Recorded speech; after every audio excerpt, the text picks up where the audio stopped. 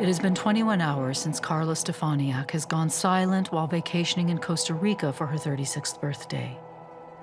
An unsettling text and a disrupted video chat are the last anyone has heard from the social media butterfly. My friend called me and she asked me, have you heard from Carla today yet? And I said no, but I messaged her happy birthday and I haven't got a response yet. She was someone who was going to post a birthday selfie and repost the birthday messages. So Carla being offline on her birthday, that was a huge red flag, that something was very, very wrong. Carla's 3-hour flight home is scheduled to land at 5:30 p.m., just in time for her birthday celebration. It was about 6 p.m. on her birthday, and I was getting ready to go to her dinner. And other friends were picking her up from the airport at around that time as a surprise and to bring her to dinner. But all does not go as planned. Carla's flight landed and there was no Carla. They were texting and calling her, and nothing.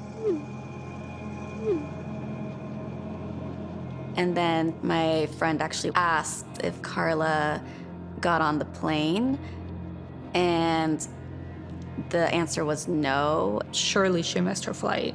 You know, that's what everyone thought.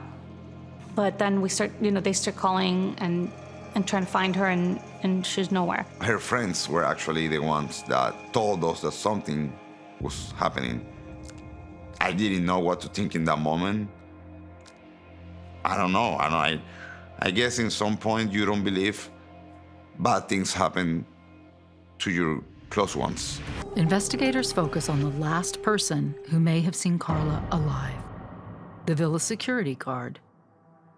When questioned again, he adamantly sticks to his story.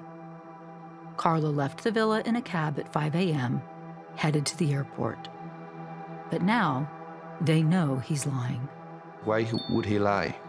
Why would he, out of nowhere, say that? He had a reason. On December 3rd, local authorities returned to the villa to conduct a more in-depth search of Carla's room, using chemicals and scent-detecting dogs trained to find blood. What they found was incredibly disturbing. It wasn't a scene that indicated Carla had left of her own volition or peacefully. The dogs detect traces of blood throughout Carla's room. And just as disturbing, someone went to great lengths to cover it all up. The room had been sanitized multiple times with bleach and vinegar. When the police found the blood in Carla's room, her family was forced to face the nightmare that maybe Carla wasn't just missing.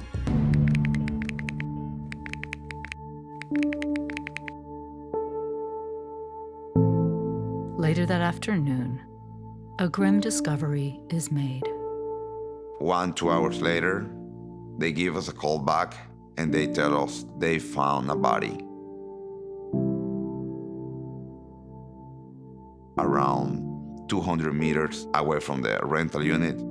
When police found Carla's remains, they also found her cell phone, her laptop, her passport, and one of her suitcases.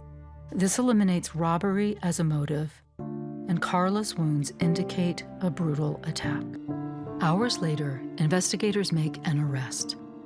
32-year-old Bismarck Espinoza Martinez, the villa security guard. He lives in the room next to where Carla was staying.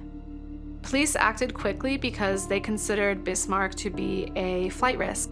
He was an undocumented Nicaraguan citizen living in Costa Rica, so they believed that if given the opportunity, he would try to flee the country to evade arrest. Carla was in the wrong place at the wrong time, and she had the wrong security guard. And I think it's just heartbreaking, and there's nothing really else. There's no great takeaway other than I do think women should be able to be safer in this world.